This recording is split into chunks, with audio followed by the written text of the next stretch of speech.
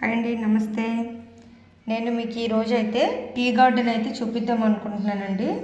చూస్తున్నారు కదా, అస్సాం, వెస్ట్ బెంగాల్లో చాలా ఎక్కువగా ఉంటుంటే మేమైతే డార్జిలింగ్ ట్రిప్లో అయితే దీన్ని అయితే చూసామండి. చూసారు కదా, మనకి టీ గార్డెన్ లోపలికి ఎవరు ఎలా లేకుండా ఇలా కర్రలతో అయితే వేసారు, ఒక దారిలా అనమాట.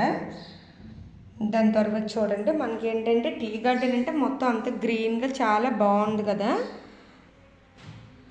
చూసారు కదా, ఇదిగోండి వే ఇలా, ఎందుకంటే మనం లోపలికి వెళ్ళి అందరూ జనం అంతా లోపలికి వెళ్ళారంటే బాగోదు కదా. అలా ఎవరు లోపలికి వెళ్ళకుండా అలా సైడ్ నుంచి మాత్రం చూసేటట్లుగా అలా అయితే ఏర్పాటు చేశారు. ఇదైతే వ్యూ పాయింట్ అండి. మనం నేపాల్ నుంచి మిరికి వచ్చే దారిలో అయితే ఉంటుంది. మనం క్యాబ్ అలా ఏమైనా సరే బుక్ చేసుకున్నా సరే వాళ్ళైతే ఇక్కడైతే కొంతసేపు అయితే ఇక్కడ కూడా ఒక స్టాప్ అయితే ఉంటుందండి. అంటే అక్కడ కూడా ఆపుతారనమాట. మనం చెప్పనవసరం లేదు, వాళ్ళ ప్యాకేజీలో ఇది కూడా ఉంటుంది, టీ గార్డెన్ కూడా. ఎందుకంటే ఇది ఆన్ ది వేలో ఉంటుంది కాబట్టి ఇలా అనమాట. చూడండి, ఇది ఈ కంపెనీకి సంబంధించింది, గోపాల్ దారా అంట, గోపాల్ దారా లిమిటెడ్ ఏదో కార్పొరేషన్. కాకపోతే ఏంటంటే ఇదేంటంటే రోడ్ సైడ్నే ఉండడం వలన మనకి వ్యూ పాయింట్గా కూడా యూజ్ చేసుకుంటున్నారు. చూస్తున్నారు కదా ఇది.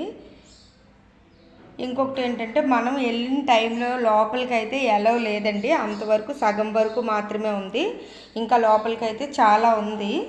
చూస్తున్నారు కదా, అక్కడ దొరికే ప్లాంట్స్ ఇవి మనం కొనుక్కోవచ్చు అన్నమాట. ఇక్కడ ఎక్కడ చూసినా ఇవి దేవదారు వృక్షాలు అయితే పక్కా ఉంటాయి.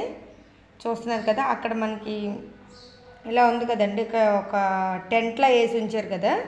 అక్కడ నుంచి అయితే లోపలికి వెళ్తే మనకు ఆ టీ గార్డెన్ మొత్తం బాగా క్లియర్గా కనిపిస్తుంది. కాకపోతే ఏంటంటే ఇప్పుడు 15 days అయితే ఎందుకో ఆపారంట, మనకైతే తెలియదు కదా, మనం తెలియకుండా వచ్చాం కాబట్టి అక్కడి నుంచి నేనైతే చూపిస్తున్నాను మీకు. లోపలికి వెళ్ళినా సేమ్ అలానే ఉంటుంది. Okay, bye bye, thank you.